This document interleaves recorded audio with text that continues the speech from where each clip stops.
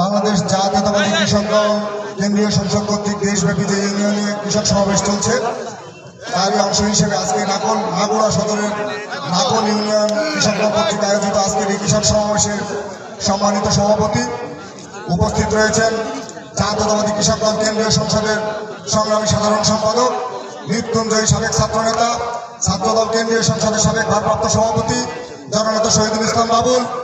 উপস্থিত রয়েছেন বাংলাদেশ জাতীয়তাবাদী দল বিএনপি মাগুরা জেলা শাখার নবনির্বাচিত সদস্য সচিব জনাব সাবেক ছাত্রনেতা জনাব মনোহর হোসেন খান।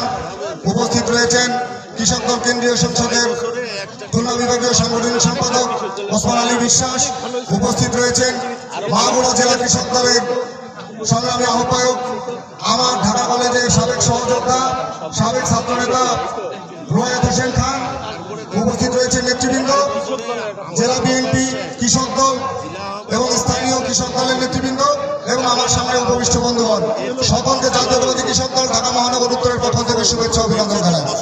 বন্ধুগণ, দীর্ঘদিন আমরা একটি লড়াইয়ের মধ্যে ছিলাম। এই ফ্যাসিবাদ বিরোধী আন্দোলনের দীর্ঘ পরিক্রমায় আন্দোলন সংগ্রামে আমাদের অনেক সহযোদ্ধা খুন হয়েছে, গুণ হয়েছে, বন্ধুত্ব বরণ করেছে। অনেক ত্যাগ তিতিক্ষার বিনিময়ে এই জুলাই আগস্টের বিপ্লবে একটি ছাত্র গণ অভ্যুত্থানের মাধ্যমে আমরা বাংলাদেশকে আবার স্বাধীন করেছি।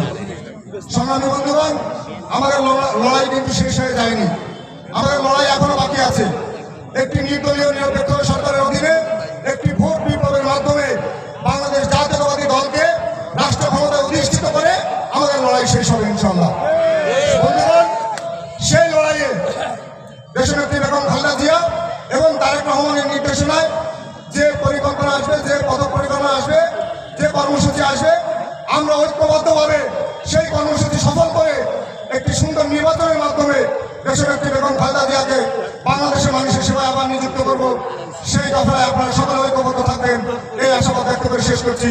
আল্লাহ হাফেজ।